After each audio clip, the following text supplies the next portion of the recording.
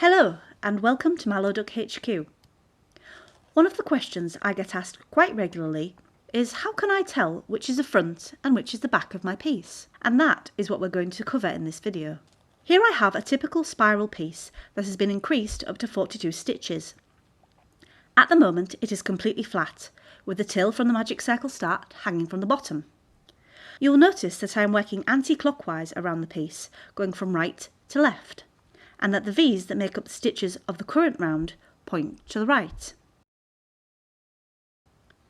On the front of the piece, you should be able to see small X or V-shaped stitches, depending on the crochet technique you use.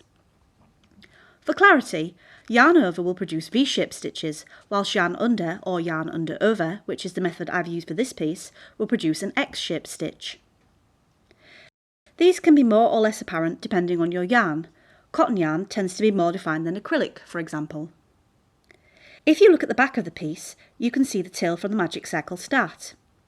If you ask someone who weaves this tail in as they work, you might find it beneficial to mark the back of the piece with a small loop of yarn.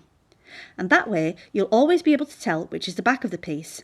And it also won't matter if you leave it in place after closing, unlike a plastic stitch marker, which you would definitely want to remove.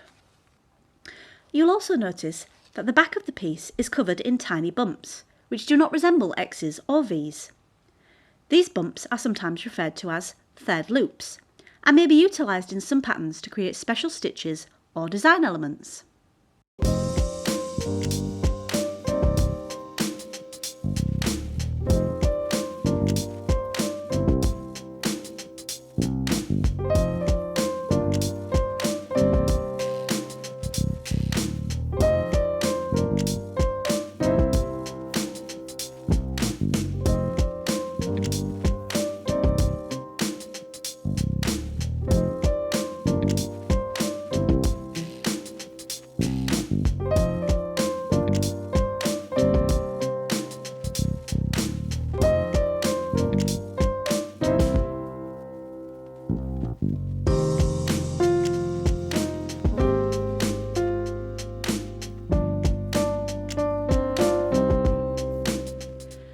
When you transition from the final increase round to the straight single crochet rounds, or double crochet if you're in the UK, you'll notice that the piece naturally starts to curve upwards.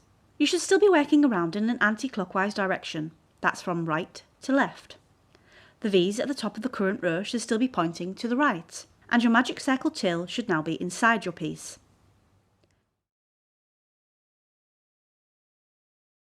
If you've followed all of these tips, then you'll never need to flip your work the right side out at any point during the crafting process.